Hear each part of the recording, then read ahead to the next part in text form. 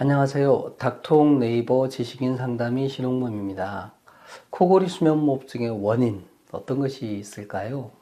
코골이 수면무호흡증은 기도가 좁아져서요. 혀 뒤쪽, 그다음 연구개, 편도, 목구멍의 부드러운 조직이 뚫려서 이제 소리가 나는 것입니다.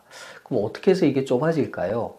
우선은 타고난 기도 구조 자체가 목구멍이 좁은 사람이 있습니다. 편도가 크고 목젖이 길게 내려와 있고 혀가 두꺼운 사람이 있어요.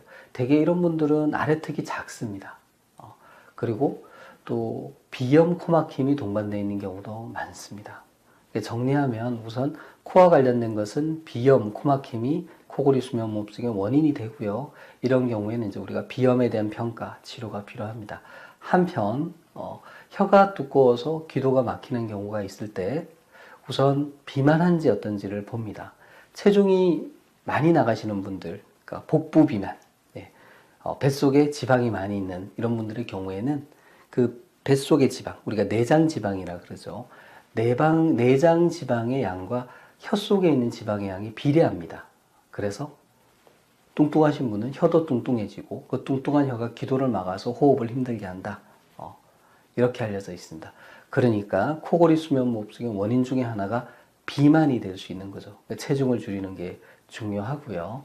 그리고 어릴 때 편도나 아데노이드가 커서 입을 벌리고 자는 습관을 가지고 있었던 경우에는 아래턱이 충분히 자라지 않기 때문에 아래턱이 작아지고 혀가 상대적으로 커져서 그게 기도를 막아서 코골이 무호흡증이 생길 수 있습니다.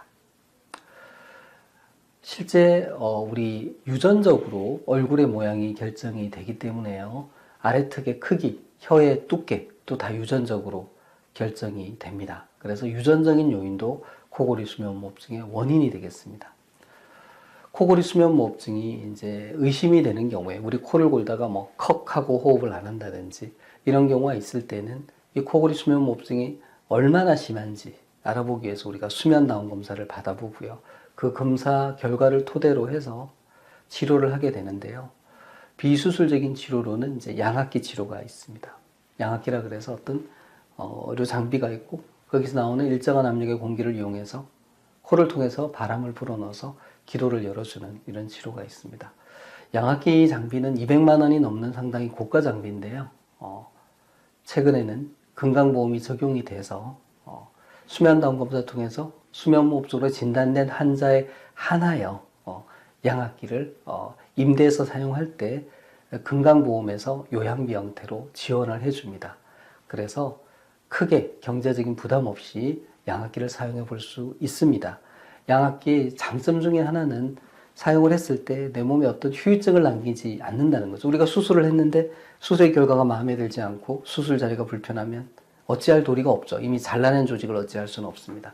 근데 양압기는 그렇지 않습니다. 내가 사용을 해보고 적응에 불편이 있으면 안 쓰실 수 있고 안 쓴다고 해서 내 몸에 영구적인 손상을 남기지 않습니다.